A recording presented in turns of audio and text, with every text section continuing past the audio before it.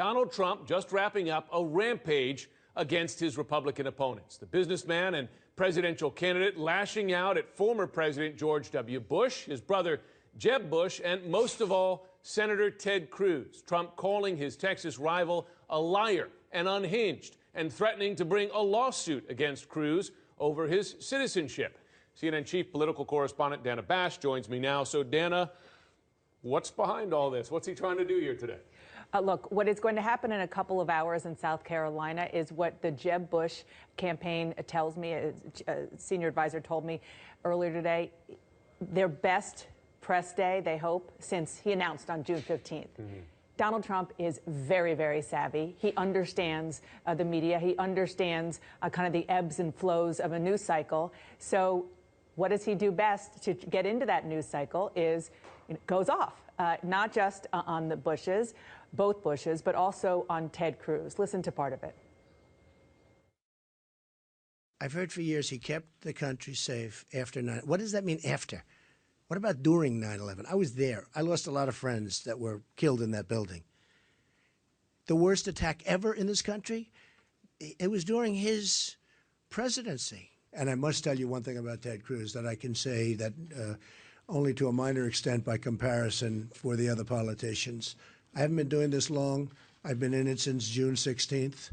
But I will tell you, I have never, ever met a person that lies more than Ted Cruz. I have never, ever seen anything like it. And it went on and on and on. I should say that while we were talking, Jeb Bush tweeted a response to what Donald Trump said. By the way, he was doubling down on the 9/11 comments from what he said over the weekend at a debate. Exactly. And what Jeb Bush said, Donald Trump is trafficking 9/11 conspiracy theories. I'm offering detailed plans to defeat ISIS. We need an experienced commander. Let's see if that one tweet can break through all the attention being focused on this. But how about Ted Cruz? Is he taking this lying down? No, not at all. I mean, you saw on Saturday night the debate. They were pretty intense. Our Betsy Klein, our producer with Ted Cruz, just emailed that apparently Cruz was watching Donald Trump's presser. He said he thinks it's the most rattled he has seen Donald Trump in a press conference. He said we're not in a grade school where you just get to say liar, liar, pants on fire. Earlier today, Ted Cruz said similar things, not just about Donald Trump, but about another front that he's fighting on, Marco Rubio. Watch this. Two of the candidates in this race, Donald Trump and Marco Rubio, both have the very same pattern.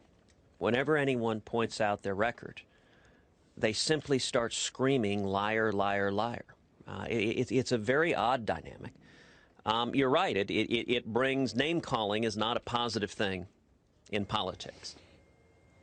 So just to give you, our viewers, a little context, I'm sure that they've been paying attention, but South Carolina's primary is just a few days away. Donald Trump is pretty high in most polls.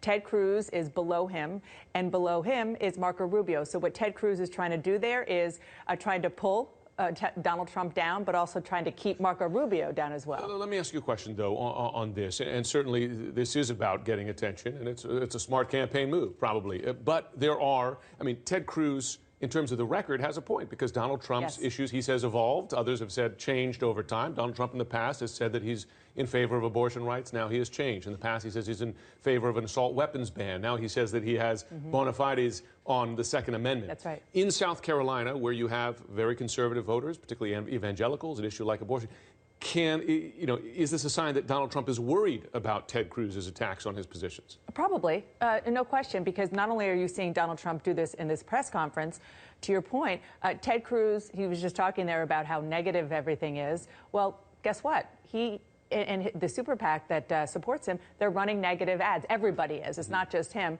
but specifically in what you were just talking about, on the issue just after Antonin Scalia passed away, on the issue of what kind of Supreme Court justice Trump would put out there, and reminding everybody about his now infamous or famous quote from back during a Tim Russert interview where he said he is absolutely pro-choice. So that, of course, he's worried about that kind of thing hurting him. No question. Well, great to have you on the story, Dana Bash. Thanks very much. Jim. We'll continue to follow this.